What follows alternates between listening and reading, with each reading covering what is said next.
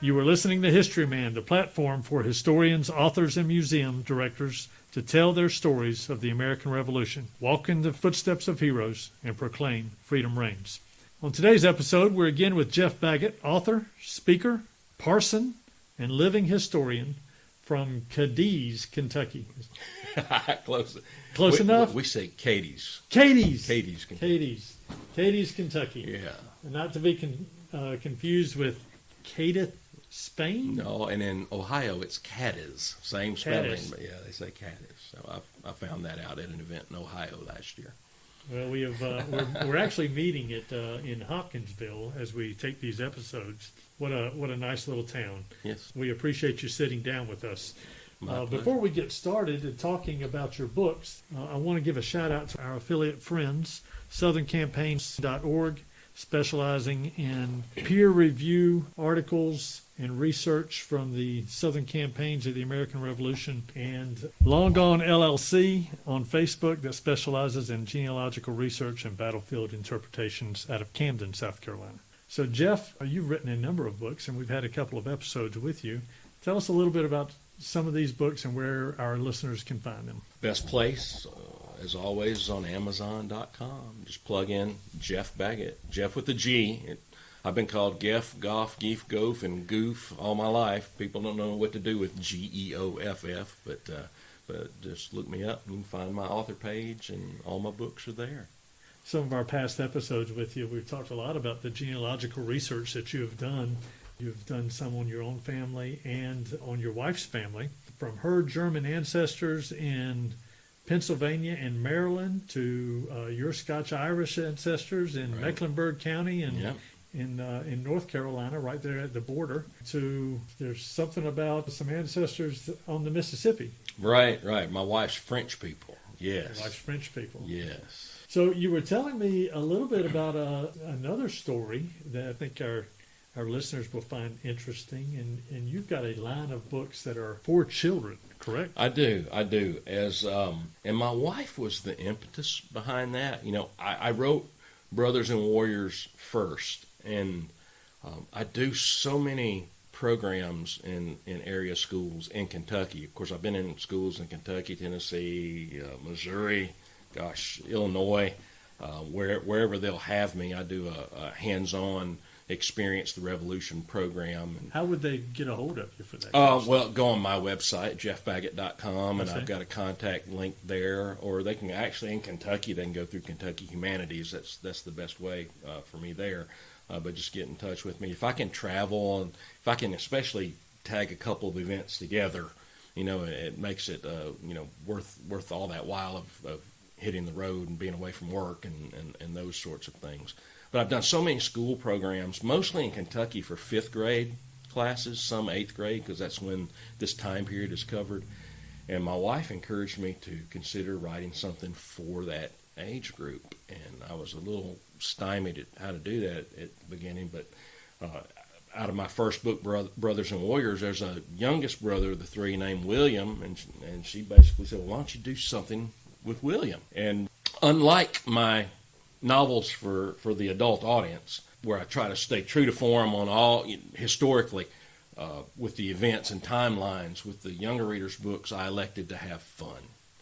And so I try to write the kind of stuff that I liked to read when I was a kid. I was weaned on the Hardy Boys. I still have, I am truly a geek. I have all of my Hardy Boy books, especially right now. I even have some Nancy Drews. I try not to tell too many people about having those. Great stories for kids and stuff. So if you're writing from that genre or that well, it's that mindset. That's the age target I was going for, the 10 to 14. Because I was with that age group, you can still develop a story and can have a little complication to it. It's not, like 10 or 12 words a page. I mean, you tell an adventure book kind of story. And so I wrote Little Hornet because the Charlotte Mecklenburg was called the Hornet's Nest. And so whatever name I assigned to the character like that, the little nickname, I wrote Little Hornet. My second book was Little Warrior. And that's a connection to a Native American character in the grown-up book, actually. So they tend to be children from the families that are the stars of my novels. So I pick a child character. Sometimes for my kids' books, I have to alter their age a little bit. I might have to accelerate them in age a little or drop them a little. But I connect it back to that family unit. And so it does kind of give a unique opportunity for grown-ups to read their grown-up story, and kids can read the kids' story. The problem I have is sometimes people will buy them both, and I've had the adult readers will read the kids' book first, and they blow up the ending in the big book. I'm like, don't do that. Don't do that, because you're going to arrive at the ending a whole lot sooner than you wanted to. But, yeah, I like reading for that age group. I've written a couple of Kentucky frontier adventures as well, about as I'm discovering child characters during the Revolutionary War period that did important things. I want to tell those stories as well. So, like who? My first one was a character I discovered completely by accident. Her name was Betsy Johnson, and she was a hero of Bryan Station in Kentucky, which was just a frontier post near what's present-day Lexington. And in 1782, in August, that post came under siege and attack by a combined force. I think it were Wyandotte, Shawnee, and there were also British-Canadian Rangers involved in the group. Over 300, as best I could tell, brought that fort under siege. It was right before the Battle of Blue Licks, which was a very traumatic loss for American forces on the frontier in Kentucky. But they withstood that siege, and so there was an event there. We often refer to it as the Women of Bryan Station. They didn't have water inside the fort, and so the women volunteered, even when they were surrounded, to go out and walk that however many quarter of a mile or so down to the river down below, and there was a spring associated, and it was a daily task for the women to go and get water and haul it back to the fort. And so they volunteered to pretend like the natives weren't there and to go and do it again. And they were doing so under the hope that they weren't trying to get the women. They were there to smoke the men out. And they did this big march and pretended they weren't being watched, and took an hour or so and fetched water and brought it all back to the fort. And they did it. And Betsy Johnson was one of those girls with her mom and her little sister who carried a little piggin of water as well. But then that night they came under concentrated attack. The natives tried to burn them out. She wrote firsthand accounts because she was very young, right. And there was things that she wrote in letters and writings. But there was when they were trying to burn out with fire bombs, they were trying to catch the rooftops of the cabins on fire, and the rooftops angled downward into the compound just so that arrows and things would kind of fall harmlessly down into the compound. And a firebomb rolled off of one of those cabins and landed in a sugar trough, which was a makeshift cradle that held her little brother. And it caught the hay and bedding on fire. And she ran across that open part of the fort under fire, grabbed one of those buckets of water that they'd hauled in that day, and dumped it on him and saved his life. And his name was Richard Mentor Johnson, and he went on to become Vice President of the United States under Martin Van Buren. Well, isn't that cool? You can't make it up. You can't. Hollywood didn't write it this No. good. So that's and great. And it really happened. Right. You know? Yeah. I think that's the beautiful thing about these stories. And I've talked to Charles Baxley from Camden, Right. Who is the chairman of the 250th anniversary of the Revolutionary War in South Carolina. Mm-hmm. Talked to him about that. These characters in the American Revolution or the history of America are really, in today's genre, would be these superheroes that you see in Marvel Comics or DC Comics or whatever. Right. That they were real life superheroes in many respects. And endured things and saw things. That's right. You know, my second book in that series I called Always Looking For. Well, I called that first book, by the way. It's called A Bucket Full of Courage. Okay. Yeah. That's How apropos. Yeah, because she hauled water from the well, while being watched, and she saved her brother's life. And there are a lot of things. She wrote several different things in personal correspondences I was able to glean some facts from. The second one I wrote, I called Always Looking for a Home. And I wrote that about the sons of Squire Boone, who was Daniel's brother. Right. And he was a frontiersman in his own right. Everyone knows about Daniel Boone because, well, Fess Parker played him and he wore a coonskin cap and had a really horrible Hollywood wardrobe in the 1950s, right? And totally the wrong kind of guns for the period and all those kind of things. But so everybody knows about Daniel Boone, but Squire, his family, I have all the documents that show where they stayed here for so long, and it's book and they're here, they were here, they were here. They moved like every year and a half, 2 years. When they came to Kentucky, they didn't stay put. In fact, he and Daniel Boone came back from a trailblazing trip, and that's when they packed up the family and left the Yadkin River Valley in North Carolina and came to Kentucky. But then they didn't stay put. They Boonesboro for a while, and this station, Logan Station, for a while, and then finally they settled up near what is Shelbyville, Kentucky, and that was actually Squire Boone's station. And they came under attack, and a large column of folks were evacuating from there to another station. And you have an event called the Long Run Massacre, where that column of civilians and families was attacked over this great long run, this great distance, miles and miles. From where to where? I can't recall. It was from Squire Boone Station, but I can't remember where off the top of my head. They were headed back. They headed back toward Louisville, I think. I would have to go back and look at my notes. I just can't recall. But they have an event commemorating the Long Run here in Kentucky every year. But the 9-year-old son, I think he was 9, Isaac, was in that. He fought his way out of the Long Run Massacre. A 9-year-old, and survived by clinging to the tail of a mule when it swam across the river.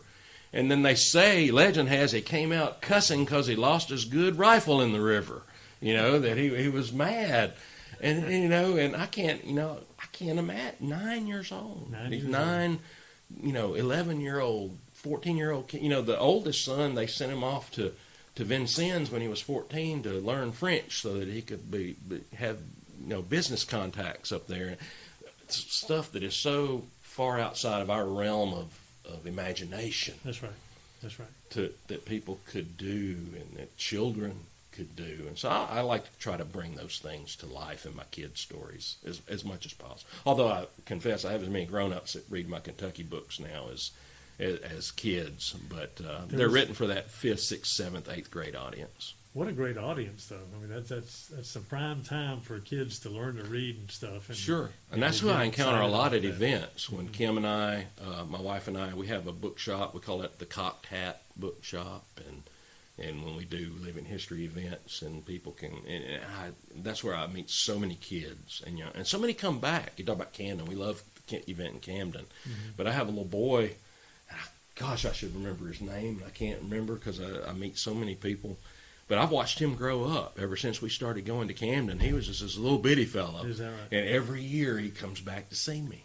That is great. At Camden and wants to know what new books I have. You've got an event coming up in Savannah, outside of Savannah, I believe in February. In February at the Wormslow Historic Site. They do a Wormslow Colonial Trade Fair.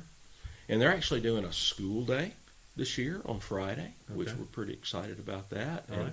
And then they'll have an all-day Saturday, Sunday colonial trade fair, and I'll be partitioning for the Sunday services for the participants.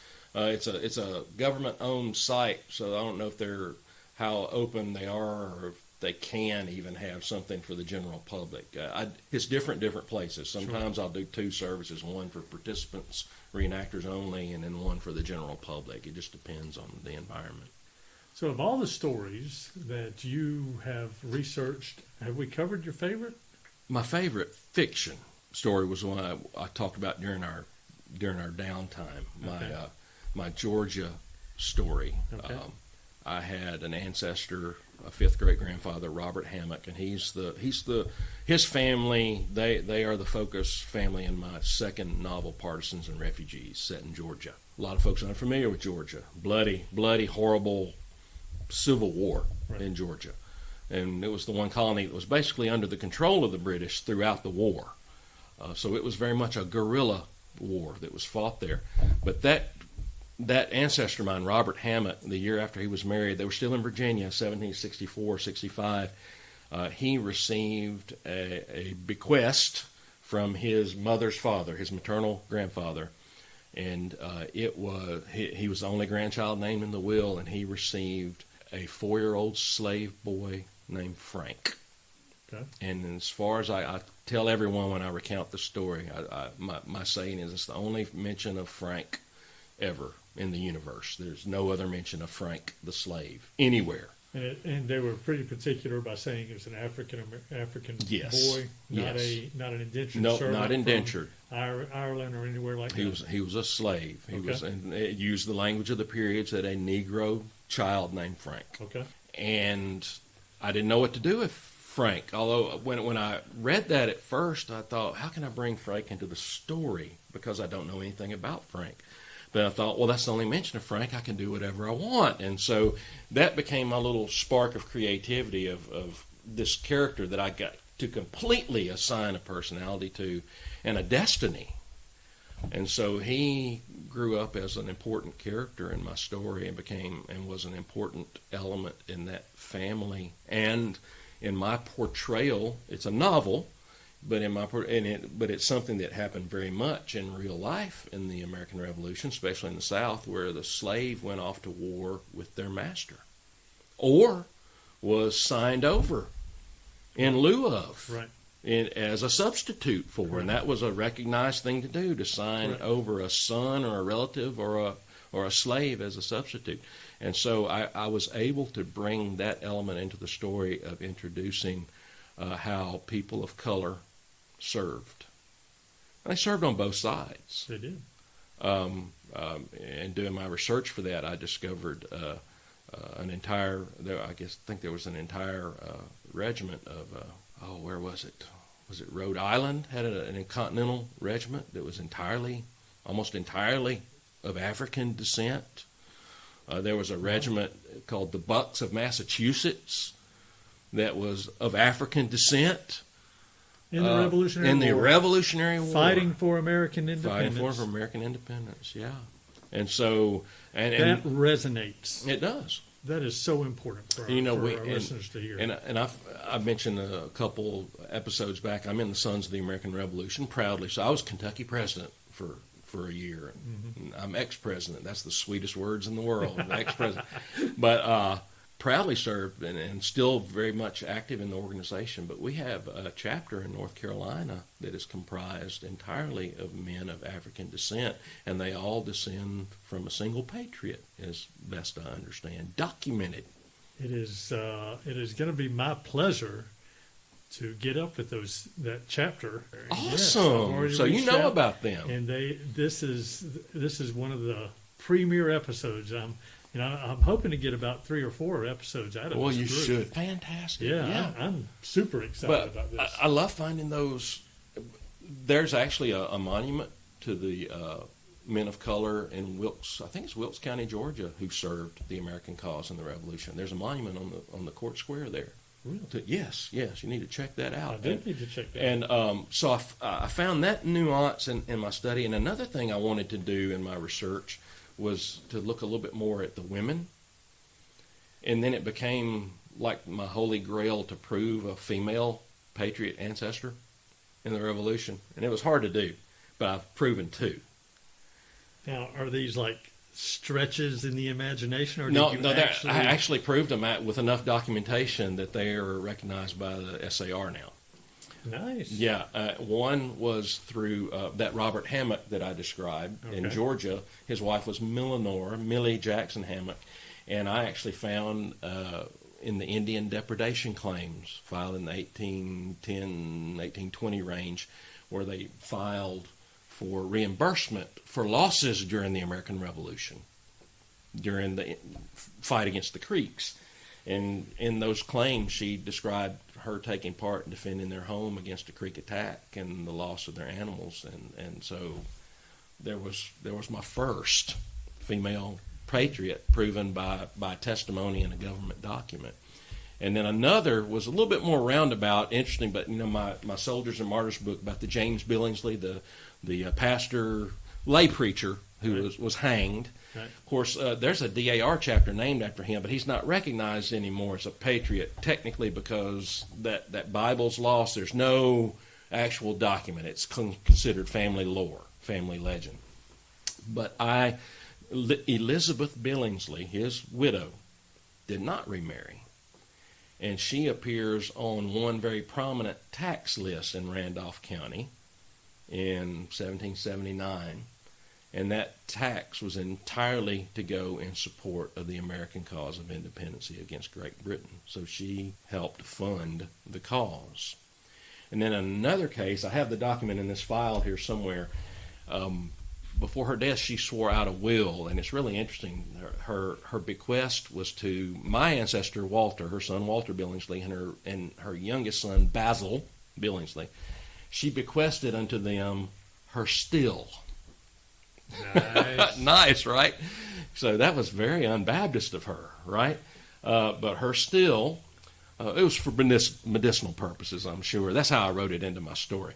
And actually, the still is in that book. It's I'm not sure the still, but Baptist at that time. Not at that time. No. But in 1782, in order to swear a will in North Carolina courts, okay, one had to swear their oath to North Carolina and to the United States of America. To North Carolina and the United States? Well, to the North Carolina government, it was by assumption to the United States, okay, because it was the government of North Carolina. I see. And so that was a second. So I had two documents of, one is by inference, the other is actually by pay. I'm imagining you getting up in the morning at 8 o'clock and you're getting down in the road and you're going right over to the archives and you're spending all day in the archives. And just like, yeah, I love it. I've traveled a long way. So much is available online now. Yeah. But that's another thing altogether. It's just there were women who participated. Some are documented. There are probably women who bore and endured a lot more than some of the men, actually. Sure.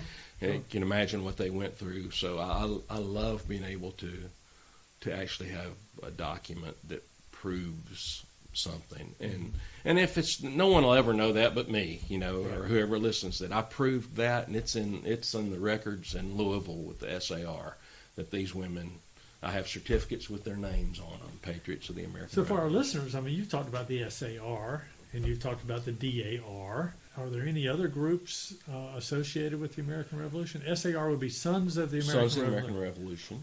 DAR is Daughters of the American Revolution. They're kind of brother sister entities. I see.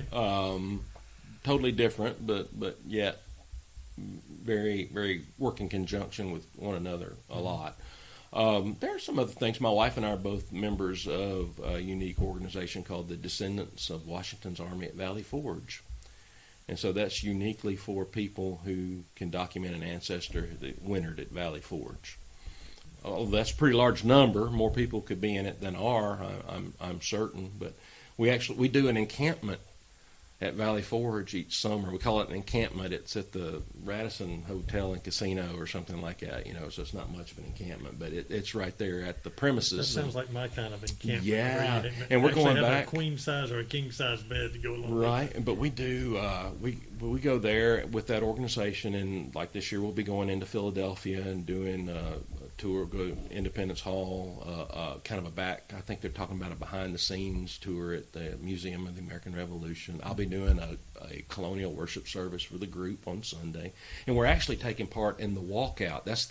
In June. It's on the anniversary of when the Army departed Valley Forge, okay, and so they have a reenactment of the walkout. So those of us who do live in history are going to dress that day and take part in the evacuation or the walking out from Valley Forge. And so that's a lot of fun. They're different groups. There's a Descendants of the Battle of Kings Mountain, mm-hmm, and I recently discovered a Kings Mountain Ancestor and join. When you get into this stuff, you just geek out and start getting involved in way too many your things. passion is infectious, that's for sure. Yeah. And I know our listeners love this stuff. So, well, thank you so much. Tell us a little bit, tell our listeners again how they can reach you and reach your books. Well, my website is Geoff Baggett, GeoffBaggett.com.